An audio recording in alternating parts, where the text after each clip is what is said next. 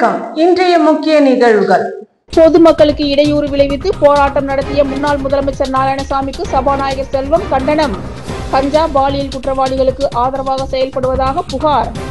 வில்லியனூர் தொகுதி மாற்றுத்திறனாளி பயனாளிகளுக்கு 3 சக்கர மோட்டார் வாகனம் எதிர்க்கட்சித் தலைவர் இரா சிவா வழங்கினார்.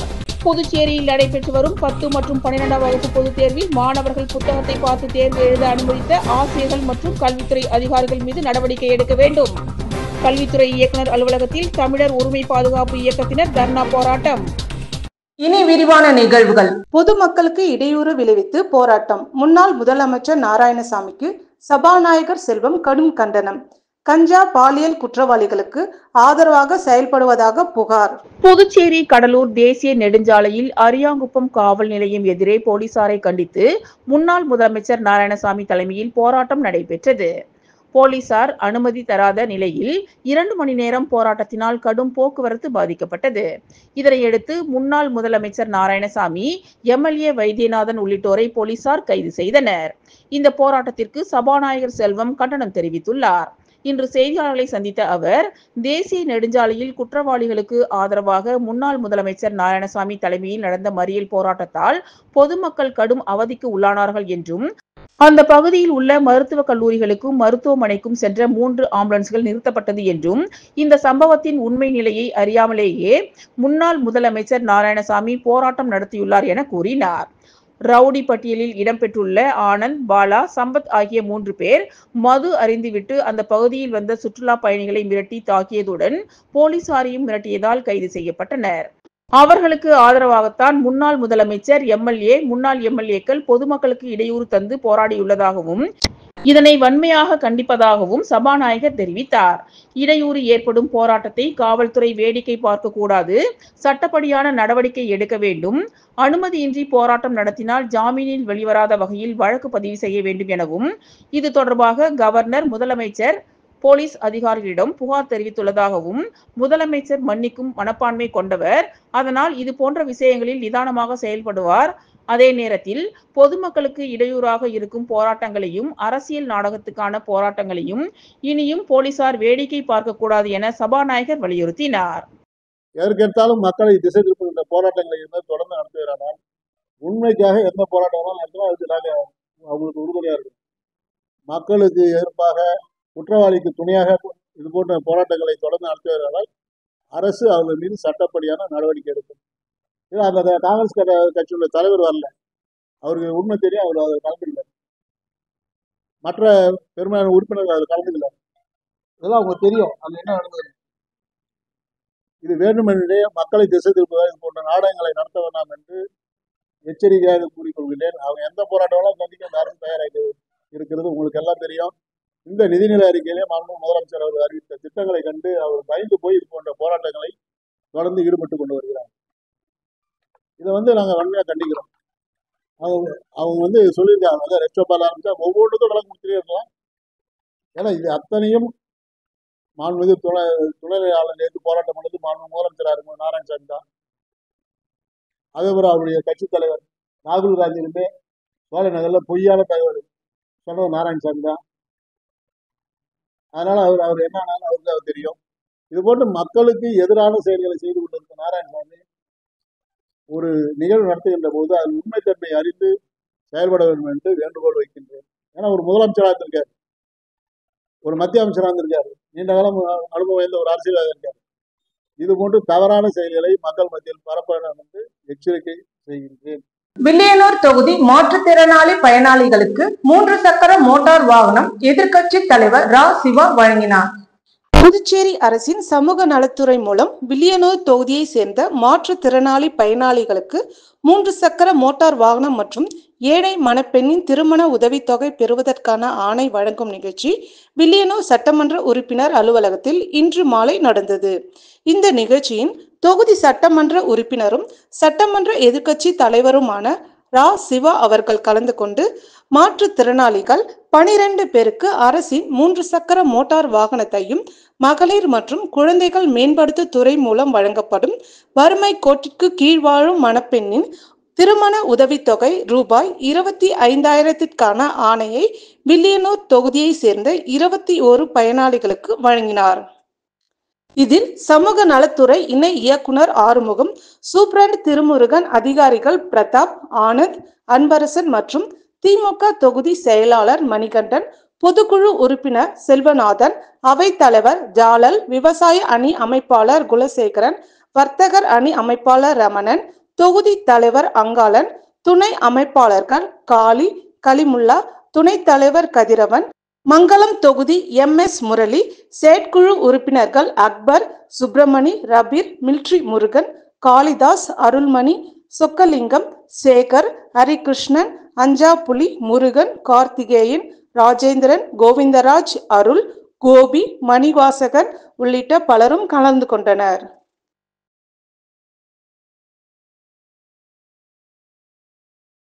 வில்லியனூர் மாதா கோவில் வீதி ரூபாய் 25 லட்சம் மதிப்பில் வாய்க்கால் அமைக்கும் பணி எதிர்க்கட்சி தலைவர் ரா. சிவா துவங்கி வைத்தார். வில்லியனூர் சட்டமன்ற தொகுதிக்கு உட்பட்ட வில்லியனூர் மாதா கோவில் வீதி மற்றும் மார்க்கெட் வீதி ஆகிய பகுதிகளில் பொதுப்பணித்துறை சாலைகள் மற்றும் கட்டிடங்கள் தெற்கு பிரிவு மூலம் ரூபாய் 25,25,000 மதிப்பீட்டில் L மற்றும் U வடிவ வாய்க்கால் அமைக்கும் பணிக்கான பூமி பூஜை நிகழ்ச்சி இன்று காலை வில்லியனூர் அரசு ஆரம்ப சுகாதார மறுவாழ்வு மையம் எதிரே நடந்தது. இந்த நிகழ்ச்சியில் தொகுதி சட்டமன்ற உறுப்பினரும் சட்டமன்ற எதிர்க்கட்சி தலைவருமான ரா. சிவா அவர்கள் கலந்து கொண்டு வாய்க்கால் அமைக்கும் பணியினை பூஜை செய்து தொடங்கி வைத்தார்.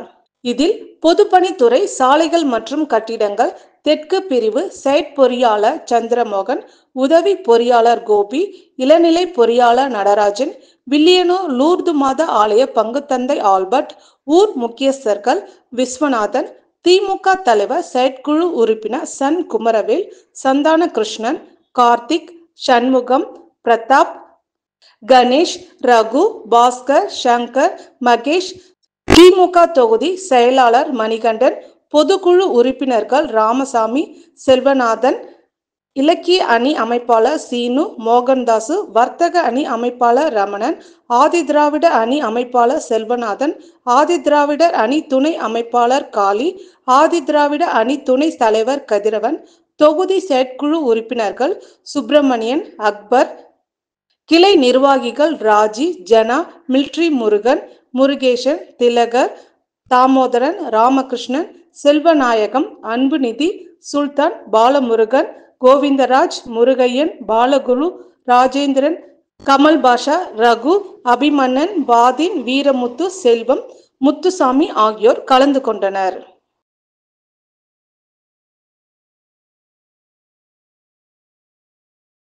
உழவர்கரை மேட்டுப்பாளையம் ரோடு மேட்டு வாய்க்கால் வலது கரையில் 37 லட்சம் மதிப்பீட்டில் பழுதடைந்த தடுப்பு சுவரை அகற்றி புதிய தடுப்பு சுவர் அமைக்கும் பணியினை தொகுதி சட்டமன்ற உறுப்பினர் சிவசங்கர் பூமி பூஜை செய்து துவங்கி வைத்தார். உழவர்கரை தொகுதி மேட்டு வாய்க்கால் வலது கரை மேட்டுப்பாளையம் சாலை முதல் பிராமணர் வீதி அருகே உள்ள முனீஸ்வரர் கோயில் வரை பழுதடைந்துள்ள தடுப்பு சுவரை அகற்றி 37,03,000 ரூபாய் மதிப்பீட்டில் புதிய தடுப்பு சுவர் அமைக்க மறு கட்டுமான பணிக்கான பூமி பூஜை நிகழ்ச்சி நடைபெற்றது. இதில் சிறப்பு விருந்தினராக தொகுதி சட்டமன்ற உறுப்பினர் சிவசங்கர் கலந்து கொண்டு பணிகளை பூமி பூஜை செய்து துவங்கி வைத்தார். இந்நிகழ்ச்சியில் நீர்ப்பாசன கோட்ட சைட் பொறியாளர் ராதாகிருஷ்ணன், உதவி பொறியாளர் லூயி பிரகாசம், இளநிலை பொறியாளர் கணேஷ், ஒப்பந்ததாரர் பாவாடை, ஊர் முக்கிய பிரமுகர்கள் முருகையன், ஸ்ரீனிவாசன், குருபழனி, கமலநாதன், ஆடிட்டர் மணி, மஞ்சுநாதன், வேலு, முரளிதரன், ஜனார்த்தனன் மற்றும் MLA-வின் ஆதரவாளர்கள் கலந்து கொண்டனர். பென்ஷன் விதியின் திருத்தத்தை கண்டித்து நாளை போராட்டம் நடைபெற உள்ளதாக ஓய்வூதிய சங்கத்தின் ஒருங்கிணைப்பு குழுவினர் அறிவித்துள்ளனர். தேசிய ஓய்வூதியர் சங்கத்தின் ஒருங்கிணைப்பு குழு புதுச்சேரி கிளை பொதுச் செயலாளர் ராதாகிருஷ்ணன் இன்று முல்லை நகரில் உள்ள அரசு ஊழியர் சம்மேளன அலுவலகத்தில் செய்தியாளர்களிடம் கூறும்பொழுது, கடந்த மார்ச் 25ஆம் தேதி பிஜேபி தலைமையிலான மத்திய அரசு அறிமுகப்படுத்திய நிதி மசோதாவில் பென்ஷன் விதிகள் திருத்தங்களை கொண்டு வந்தது. இந்த திருத்தங்களின் மூலம் ஊதிய குழு பரிந்துரைகள் வருங்காலத்தில் மட்டுமே பொருந்தும். அதாவது ஊதிய குழு பரிந்துரைகள் அமல்படுத்தப்படும் தேதிக்கு பிறகு ஓய்வு பெறும் ஓய்வூதியதாரர்களுக்கு மட்டுமே அவை கிடைக்கும். ஓய்வூதியர்களை 2வது பிரிவு 8வது ஊதிய குழு பரிந்துரைகள் அமல்படுத்தப்படும் தேதியிலிருந்து யார் ஓய்வு பெறுகிறார்களோ அவர்களுக்கு மட்டுமே 8வது ஊதிய குழு பரிந்துரைகள் அமல்படுத்தப்படும். மற்றவர்களுக்கு அந்த பரிந்துரைகள் அமல்படுத்தப்படாதது என்பது போன்ற அடிப்படையில் மேற்கொண்ட பிரிவுகள் இந்த திருத்தத்தில் சேர்க்கப்பட்டுள்ளதா தெரிகிறது. மற்றவர்களுக்கு அந்த பரிந்துரைகள் அமுல்படுத்தப்படாது என்பது போன்ற அடிப்படையில் மேற்கண்ட பிரிவுகள் இந்த திருத்தத்தில் சேர்க்கப்பட்டுள்ளதாக தெரிகிறது. மேற்கண்ட திருத்தங்கள் ஓய்வூதியதாரருக்கு மிகவும் பாதிப்பை ஏற்படுத்தும்.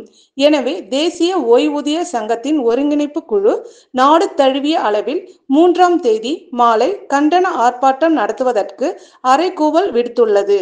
அதன்படி புதுச்சேரி நாளை மாலை அண்ணா சிலை அருகே போராட்டம் நடைபெறும். இப்போராட்டத்தில் ஒருங்கிணைப்பு குழு இணைந்துள்ள புதுச்சேரி பென்ஷனர் சங்கம், தபால் துறை ஓய்வூதியர் சங்கம், PSNL பென்ஷனர் சங்கம், ஜிப்மர் ஓய்வு பெற்ற நல சங்கம், ரயில்வே ஓய்வூதியர்கள் சங்கம், வருமான வரி ஓய்வூதியர் சங்கம், புதுச்சேரி காவல்துறை ஓய்வூதியர் சங்கம், மின்துறை முன்னாள் பணியாளர் சங்கம் உள்ளிட்டவர்கள் கலந்து கொள்கின்றனர். புதுச்சேரி மாநிலத்தில் 15,000 மாநில அரசு ஓய்வூதியதாரர்களும் 3,000 மத்திய அரசு ஓய்வூதியதாரர்களும் உள்ளனர். இவ்வாறு அவர் கூறினார்.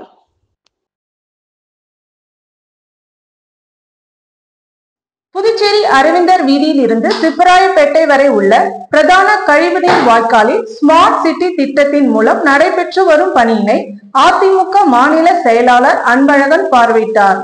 பின்னர் செய்தியாளர்களிடம் பேசிய அவர், மத்திய அரசின் 50% நிதி பங்களிப்புடன் சுமார் 1800 கோடி அளவிற்கு புதுச்சேரி நகர பகுதியில் ஸ்மார்ட் சிட்டி பணிகளை செய்ய வேண்டிய அரசு அந்த திட்டத்தை முறையாக செயல்படுத்தவில்லை என்றும், அந்த திட்டங்களை செயல்படுத்த வேண்டிய அதிகாரிகள் தவறான முறைகேடான செயல்களால் குரங்கு கையில் கிடைத்த பூமாலை போன்று இந்த திட்ட பணிகள் சின்னாபின்னமாக ஆக்கப்பட்டுள்ளதாகவும், 2017ஆம் ஆண்டில் மத்திய அரசால் அனுமதிக்கப்பட்ட இந்த திட்டத்தை கடந்த கால திமுக காங்கிரஸ் ஆட்சியின் பொறுப்பற்ற செயலால் இந்த திட்டம் முழுமையாக முடக்கப்பட்டதாகவும், தற்போதைய ஆட்சியாளர்கள் சுமார் 670 கோடி அளவில் சுமார் 89 திட்டங்களை செயல்படுத்த முடிவெடுத்து பல துறைகளுக்கு அந்த பணிகளை செய்ய அனுமதி அளித்ததாகவும், அரசின் உள்ளாட்சித்துறை, பொதுப்பணித்துறை, சுகாதாரத்துறை, போக்குவரத்து துறை, வருவாய்த்துறை உள்ளிட்ட பல்வேறு துறைகளுக்கு வேறு எந்த மாநிலத்திலும் இல்லாத வகையில் ஸ்மார்ட் சிட்டி சம்பந்தமான பணிகள் பிரித்து கொடுக்கப்பட்டதாகவும், பல்வேறு துறைகள் தங்களது விருப்பத்திற்கு தகுந்தாற் போல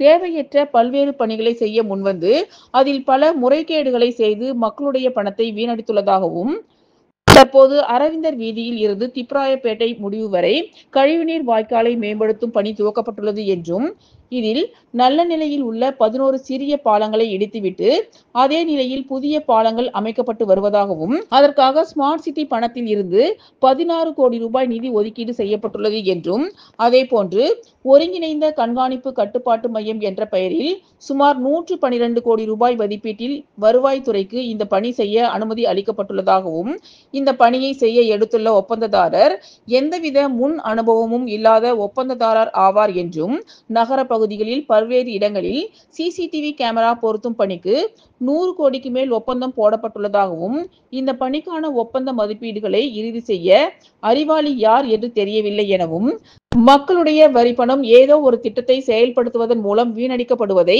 துணைநிலை ஆளுநர் அவர்கள் எப்படி ஏற்றுக்கொள்கிறார் என்று தெரியவில்லை. குமரகுரு பள்ளம் அடுக்குமாடி குடியிருப்பு, அண்ணா திடல் புனரமைப்பு, புதிய பேருந்து நிலையம் புனரமைப்பு, ஒருங்கிணைந்த கண்காணிப்பு கட்டுப்பாட்டு மையம், பள்ளவாய்க்கால், மேட்டு வாய்க்கால்கள் புனரமைப்பு உள்ளிட்ட பல்வேறு பணிகளில் முடிவற்ற வேலைகள், அதற்கான செலவுகள் செய்யப்பட்டுள்ளதாகவும், தொகைகள் குறித்து ஒரு விரிவான விசாரணைக்கு மாண்புமிகு முதலமைச்சர் அவர்களும் துணைநிலை ஆளுநர் அவர்களும் உத்தரவிட வேண்டும் என கேட்டுக்கொள்வதாகவும், ஸ்மார்ட் சிட்டி சம்பந்தமாக சட்டமன்றத்தில் முதலமைச்சர் அவர்கள் கருத்து தெரிவிக்கின்ற போது இந்த திட்டம் எதிர்பார்த்த அளவிற்கு வெற்றி பெறவில்லை என்று ஆதங்கத்தோடு குறிப்பிட்டார் என்றும், ஏன் வெற்றி பெறவில்லை என அரசு இதன் மீது ஒரு விசாரணையை வைக்க வேண்டும், மக்களுடைய வரிப்பணம் இந்த திட்டத்தின் மூலம் வீணடிக்கப்பட்டால் சம்பந்தப்பட்ட துறை அதிகாரிகளிடம் இருந்து வீணடிக்கப்பட்ட பணத்தை திரும்ப பெறுவதற்கு அரசு உரிய நடவடிக்கை எடுக்க வேண்டும் என்றும் அவர் கூறினார்.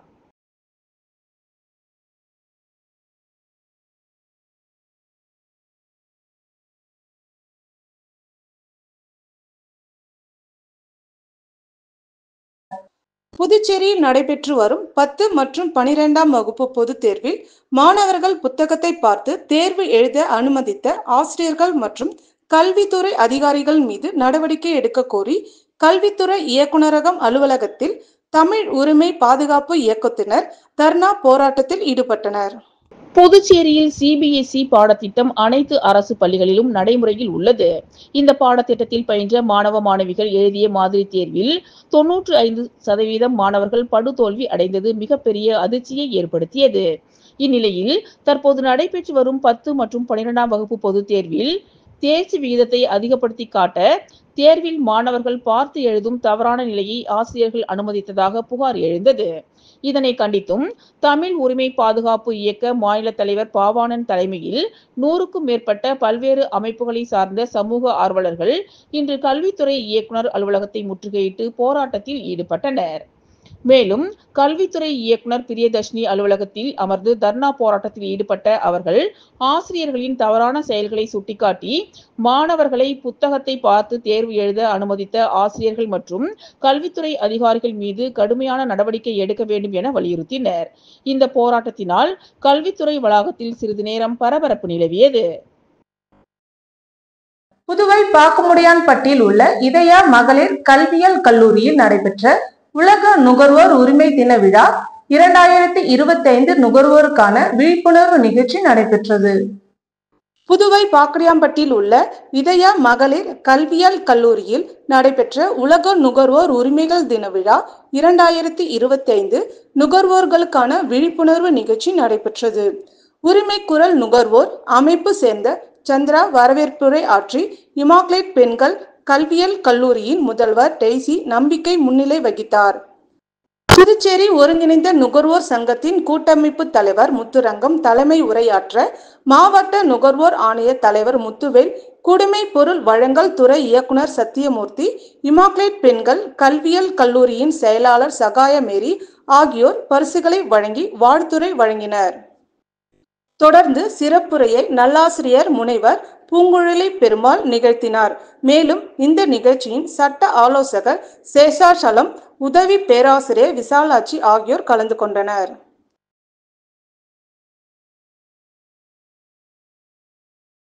முதலியார்பேட்டை தொடர் சமூக சேவையில் ஈடுபட்டு வரும் கருணா என்கிற மனோகரன் கோடை வெயிலுக்காக சாலையில் பசுமை பந்தல் அமைத்து பொதுமக்கள் மத்தியில் பெரும் வரவேற்பினை பெற்றுள்ளார்.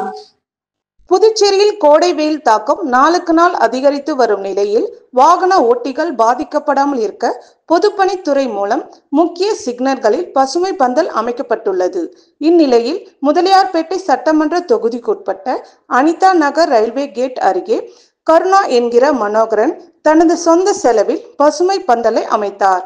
புதுச்சேரிக்கு ரயில் வந்து செல்லும் நேரங்களில் அனிதா நகர் ரயில்வே கேட் அடைக்கப்பட்டு இருபுறமும் சுமார் 15 நிமிடத்திற்கு மேலாக வாகன ஓட்டிகள் வெயிலில் காத்திருக்க வேண்டிய நிலை இருந்து வருகிறது.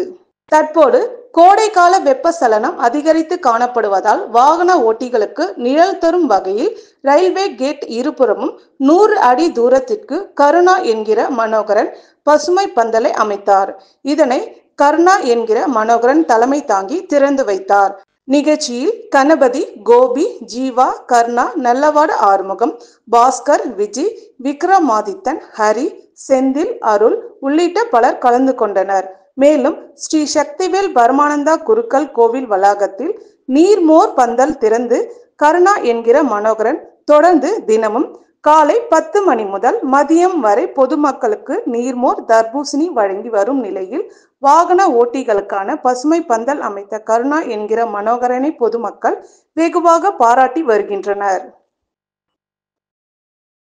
திருபுவனை தொகுதியில் ரூபாய் 15,82,365 ரூபாய் மதிப்பீட்டில் புதிய மின்மாற்றியை சட்டமன்ற உறுப்பினர் அங்காளன் பொதுமக்களின் பயன்பாட்டிற்கு இயக்கி வைத்தார். திருபுவனை சட்டமன்ற தொகுதிக்கு உட்பட்ட திருபுவனை கிராமம், பெருமாட் கோவில் தெரு, பழைய ஹாஸ்பிட்டல் தெரு, செங்குந்தர் வீதி, வெங்கடா நகர், ராகவேந்திரா நகர் ஆகிய பகுதிகளில் குறைந்த மின் அழுத்தம் நிலவி வந்துள்ளது. இதை அறிந்த திருபுவனை தொகுதியின் சட்டமன்ற உறுப்பினர் அங்காளன் புதிய மின்மாற்றி அமைத்து தர மின்துறை அதிகாரிகளுக்கு கோரிக்கை வைத்தார். இதனை அடுத்து புதிய மின்மாற்றி அமைப்பதற்கான அனைத்து வேலைகளையும் முடிவடைந்த நிலையில் இன்று திருபுவனை தொகுதியின் சட்டமன்ற உறுப்பினர் அங்காளன் தலைமையில் புதிய 200 கிலோ மின் மாற்றியை இயக்கி வைத்து மக்கள் பயன்பாட்டிற்கு கொண்டு வந்தார். இந்நிகழ்ச்சியில் திருபுவனை துணை மின் நிலைய உதவி மின் பொறியாளர் பன்னீர்செல்வம், இளநிலை மின் பொறியாளர் பழனிவேல் மற்றும் மின் துறை ஊழியர்கள், ஊர் முக்கிய பிரமுகர்கள், சட்டமன்ற உறுப்பினர் ஆதரவாளர்கள், பொதுமக்கள் பலரும் கலந்து கொண்டனர். உசுடு சட்டமன்ற தொகுதிக்கு உட்பட்ட ராமநாதபுர கிராமத்தில் சாலை அமைக்கும் பணிக்கான பூமி பூஜையை அமைச்சர் சாய்ஜே சரவணகுமார் தலைமையில் நடைபெற்றது. உசுடு சட்டமன்ற தொகுதிக்கு உட்பட்ட ராமநாதபுரம் பகுதியில் உள்ள சுடுகாட்டு பாதைக்கு 15.90 லட்சம் ரூபாய் மதிப்பீட்டில் சாலை அமைக்கப்படுகிறது. அதற்கான பூமி பூஜை நிகழ்ச்சி இன்று நடைபெற்றது. இதில் அமைச்சர் சாய்ஜே சரவணகுமார் கலந்து கொண்டு தலைமை தாங்கி பூமி பூஜை செய்து பணியினை துவங்கி வைத்தார். இந்நிகழ்ச்சியில் வில்லியனூர் கொம்யூன் பஞ்சாயத்து ஆணையர் ரமேஷ், உதவி பொறியாளர் எலன் சர்மிளாநாதன், இளநிலை பொறியாளர் பிரதீப்குமார் மற்றும் பாஜக முக்கிய நிர்வாகிகள், ஊர் பொதுமக்கள் பலர் கலந்து கொண்டனர்.